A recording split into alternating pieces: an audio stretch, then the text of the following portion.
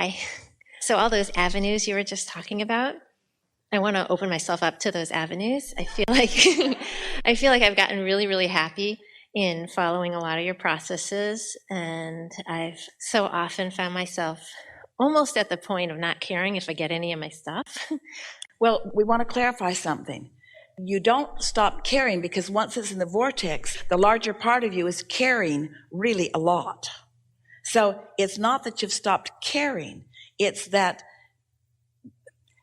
almost everybody associates what they want with the resistance of yearning. And so when you give up resistance, sometimes it feels like you've let go of your desire, but you haven't. You've let go of the resistance of the desire. Does that make sense to you? Mm-hmm. And so don't say that you've stopped caring, because your desire is not only still there, it has evolved. It's that you've just associated caring with yearning. So does the desire change? Does it look different? Like Yes, depending on where you are. We talked about that earlier. As your inner being is calling you from where you are to where you want to be, depending upon your level of resistance, your desire does look different. For example, let's say that you want prosperity, but you've been believing for a long time that you don't have the right occupation, or you don't have the right education, or you don't have the right placement in life. So you've got beliefs that don't allow you to move freely to this desire. So your inner being is calling you to the desire, but you can only translate it through the lens of your beliefs. So yes, it changes continually. The more resistance you let go of, the more open-ended it all feels, and the more you begin to believe in the bigness of everything that you desire.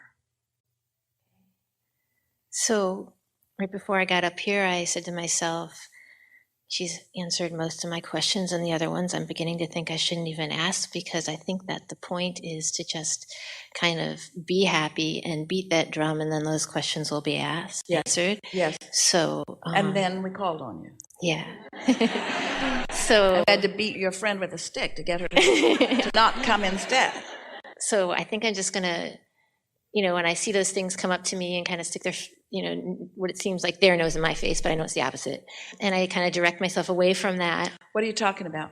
Well, like if I have some resistance in my life or some contrast and it's kind of pointed, it feels like it's coming up and surfacing, and I have to look at it. Yes. And I kind of work my way out of it. Like I've been going up your emotional scale, working my way through. Embrace it, appreciate it. Say, you are a gift to me about something. There's something here for me. You're helping me work the bugs out of something.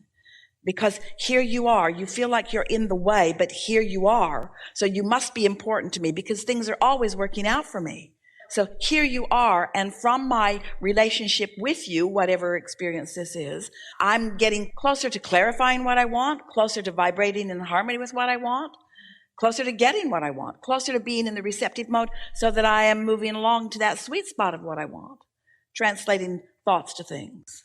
So I don't have to worry about, like I remember you said, once you have a dream, it's always a dream, and it can change in what it looks like, but basically it's just a dream of happiness that you've kind of put a vision on. Well, let's clarify this. So you've been putting things in the vortex, and now it's bubbled into some significant, what you want to call dreams, or what some want to call goals. There's a lot there, and it's big.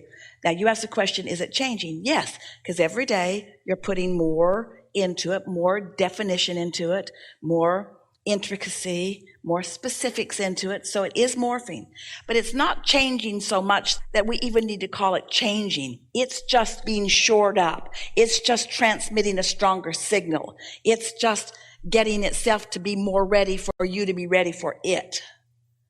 So the question isn't about what it's doing. Let's not talk about whether it's changing. Let's talk about your path of least resistance to it. Now, this was a new conversation that we just began having today in this strong way, and you're amplifying it. It's your readiness that is changing, not your dream. Your dream is changing, but it was big a long time ago. In other words, it's time for you to begin letting it be yours. It's you that's changing. So, are you getting that? It's you that's changing. So, if you could stop being unhappy about the situation that is causing you to make the change to get to it. Oh, there it is. Instead, you want to bless this resistance, because that's what's helping you to make the change in you, that's getting you all the way to these things that you really want, to all that you want to be. If you heard that, we are so happy. You are the one changing. You are becoming less resistant all the time. And you know how you're becoming less resistant? By moving through resistance. As you move through something that feels like a struggle, you make more definition about who you are and what you want. As things don't go quite the way you want them to, you more clearly define what you want. Now here's the thing.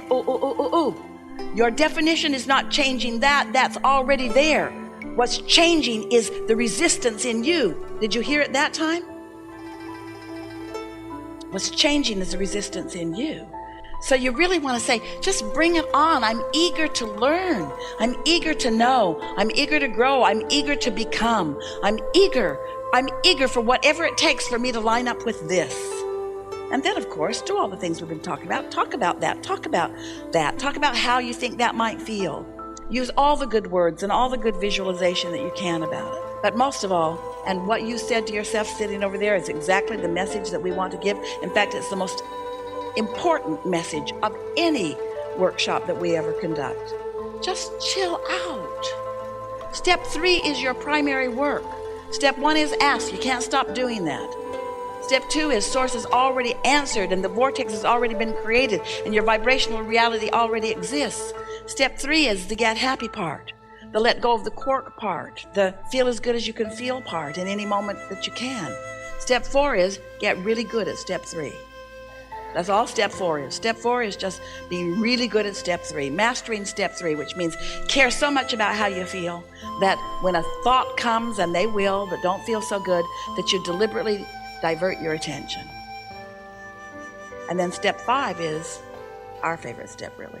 That's where you're no longer mad at yourself when you're back in step 1. Because of what we just said, you understand the value of contrast. You understand how important the contrast is to the change in you that is necessary for the matching with what you've already created. We've never said that clearer. And yet, you're so quiet.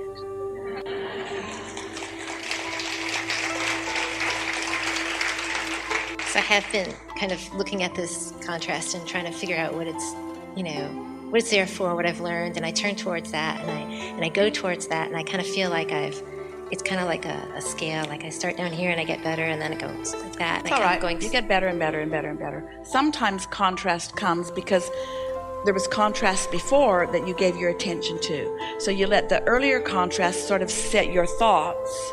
You sort of were responding more than you meant to thoughts, and then more contrast comes like it. But in any case, every time contrast comes, there's clarification of desire. And anytime there's clarification of desire, there's a higher probability that you can hold your thoughts on what you want. There are many ways to approach life, but we're going to point out for you 2 basic approaches. And you fall into both categories. All of you fall more into the first category than the second, but these are the 2 primary categories of creation that most of you are experiencing. First one. I know what I don't want, so I know what I do want. I know what I don't want, so I know what I do want. I know what I don't want, really don't want that. I know what I don't want, I really don't want that. Others don't want it either. A lot of us don't want that.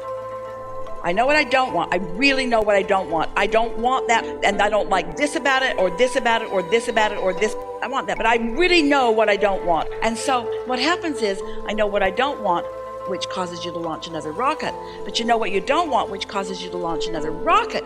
But you know what you don't want, which causes you to launch another rocket. So you've got this great expanse, this big time tug of war going on. And then finally, you know what you don't want, and you're so sick and tired of that you launch this huge rocket that gets your attention for a minute. But you can't get there easily because this is where your practice is. But that was so big that it calls you in a really strong way, that it's a really hard path because you put so much resistance on the way. So it's really interesting, isn't it? The whole time that you're building this vortex that will call you, and in fact, a lot of the stuff that you've built your vortex out of is resistance. The very resistance that was necessary for you to build what you wanted is the resistance that holds you back from it, if you're not a good focuser. But if you're a good focuser, every time you know what you don't want and you know what you do want, you give your attention to that. So this is the distinction. You launch a rocket, you know what you don't want, you launch a rocket, you keep doing that. So there's a big extreme. It's like pulling a rubber band back, back, back, back, back, back, back, back, back. And when you let go of it, it goes really far. You say, oh boy, am I a good creator? That's one approach. That's what most of you do most of the time. Here's the other approach. Know what I don't want, know what I do want. Oh, that's nice. Yeah, I like that about that. That's really good. Know what you don't want, know what you do want. Oh, how lovely is that? I can think about that and talk about that. Yeah, I can line up with that. Know what I don't want, oh yeah, how lovely is that? Yeah, I can do that. Not the drama you like. It's not the drama you like. It doesn't get the attention that you think you want. Nobody's going to write a book about you. You have to suffer really a lot before they'll write a book about you. You have to overcome terrible stuff.